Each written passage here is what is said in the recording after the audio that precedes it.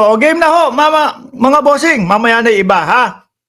Eto nga ho, ayan, sabi ko, may ibubulong ako sa inyo. No? May hakbang si Trillanes bukas about kay Pulong. Yari sila, mga kababayan. Mapapahiya ho sila. Alam nyo ho, mga bossing, nung isang araw, meron tayong na-vlog. Meron ho tayong naipakita. Napakalat nung mga DDS na peking balita ho, na fake news. Naku, kaya ang Congress sabi kailangan magpulong-pulong tayo, kailangan magkaroon tayo ng hearing patungkol dito sa mga ginagawang mga pagbabalitang walang katotohanan. Lagi naman po mga DDS dyan. At ito po ang sample, mga kababayan. Sabi dito, Hello, Antonio Sani Trillanes. Can you please confirm the veracity of this statement? Kasi po dito sinasabi, mga bossing, no? Ang dating senador daw po ay humihingi ng patawad. Ayan humihingi ng patawad kay Pulong at kay Manasseh Carpio na si Mans Carpio na mister ng ating vice-presidente. Ano ba tong ano na to? Ayaw umano. Saglit nga eto. Ilakihan ko na lang. Ayan po, yung statement na wala pong katotohanan, mga kababayan. Ano po, hindi daw po totoo yan, mga bossing. At bukas nga po, aabangan nyo to doon sa mismong page ni dating Senador Trillanes, mga kababayan. Dahil po, doon nyo malalaman kung ano po ang katotohanan. Sabi dito, statement of former Senator Antonio F. Trillanes about settlement of libel damage cases filed against him by Congressman Paulo Duterte and Manasseh Carpio. Hindi daw pinirmahan ni Congressman Pulong hindi tinanggap ni Congressman Pulong at ni Attorney Mans Carpio yung apology o yung public statement ni Trillanes. Pero ang totoo, mga kababayan, bukas din nyo malalaman. Bukas unin nyo malalaman. Sige, bigyan ko kayo ng karampot o maliit, no? Sabi, fake news yung kinakalat ng DDS. Diba? Sabi dito, sila ang lumapit kay Trillanes, sila ang lumapit kay dating Senador Trillanes, tapos may gustong papirmahan, no? Na yung pinapapirmahan, mga bossing, asan ba yon? Yung isa. Na yung pinapapirmahan ay ito. Yung paghingi ng sorry ni Trillanes. Si Trillanes po ang hindi pumayag. Dahil ang sinasabi, yung allegation ko sa kanila ay totoo. So meron pa dito sinabi, naku. No? Sabi, lumapit daw sa kanila yung mga attorney o yung mga lawyer.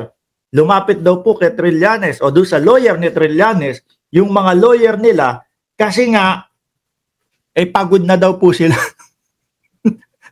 Madami na daw abono. At, ewan ko kung sure to pero lalabas ata ito bukas Hindi daw po nababayaran yung mga lawyer. Kaya, ang ginawa ho nila, mga bossing, lumapit doon sa lawyer ni Trillanes at sinasabi nga na tapusin na natin to, humingi ka na lang ng sorry. Hindi ho pumayag yung senador, mga bossing, yung dating senador. Kaya bukas sasagutin lahat yan, mga kababayan. Hindi ko pwedeng lahatin no? Kasi pag nilahat ko wala na, hindi na kayo maka-excite doon sa babasahin yung ilalabas na sagot ni Trillanes. Kasi naman sila, mga kababayan, ang nakikita at napapansin kong estilo nila, mga bossing, yung tipo bang babaliktarin nila pag hindi nila hindi nila gusto. O pag hindi nila nakuha yung gusto nila, babaliktarin kanila. Kagaya mga bossing, nung ginawa ni Panelo, naalala nyo yun? Ano ang ginawa nila? Yung kampo nila, yung lawyer ni dating Pangulong Duterte, nagpadala sa Quadcom. Ang sabi wala kaming tiwala sa Quadcom, etc., etc. No? So kapag ganun ang na-receive mo doon sa mga pinapa-attend mo o pinapadalo mo, syempre, iisipin mo noon? Hindi na sila a-attend. Hindi na sila pupunta. So dahil nga po sila yung pangunahin na mga tao na dapat po nandoon sa hearing ng Quadcom, ang ginawa ng Quadcom, kinancel ho, mga kababayan, iniurong ng araw. Biglang sulpot si Panelo. No, biglang sulpot, a-attend daw sila. Kasi tapos bigla daw kinancel. So, nang babaliktad ho, mga bossing, bukas, no, malalaman nyo yan. Ha? Malalaman nyo kung paano bubutatain ho itong mga pakalat na mga peke na pagbabalita po ng mga DDS. Sabi ni Shiro Kansaki, legit ba yan? Bukas, abangan mo doon sa page ni dating Senador Trillanes. Makikita mo lahat doon. Sabi ni Just Vincent, no, na Parco, binugbog kaya nabaog. Wala na eh. Sabi ni Ma'am Chris Rose, they are so fake. Ganyan na lang po ang kalakaran dyan. Dahil nga po wala na at wala nang naniniwalang sambayan ng Pilipino sa kanila, pekean na po ang labanan nila, mga kababayan. No? Kung ano-ano na lang pong puro paratang ang kanilang pinapakalat, mga bossing. Pero bago po dyan, no, dito muna tayo tumuloy.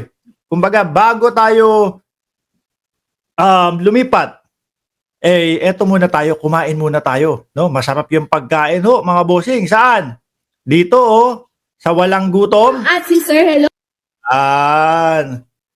Ito po, mga kababayan. Ayan, sabi, Walang Gutom, kitchen, food preparation, and food tasting. Sabi ni Kaboom, Harry Roque, Banat Bay, Maharlika, at iba pa, dapat makasuhan na sila. Nag-aabuso na sila. Sabi ni Kaboom.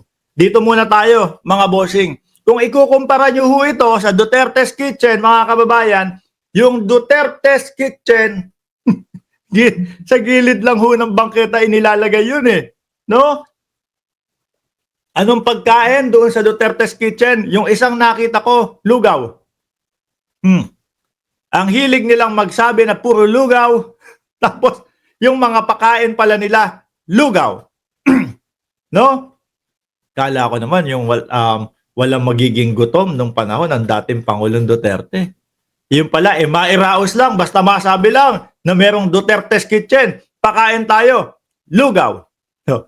Isa pa din pong kilusan, no, yung mga palugaw-lugaw, nagpagawa pa si Senator Bongo nung bisikleta na may dalang lugaw.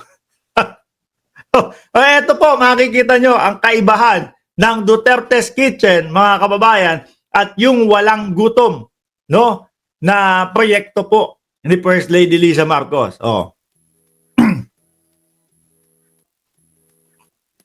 Ayan pa lang parang kumakain ka na sa Jollibee eh. Parang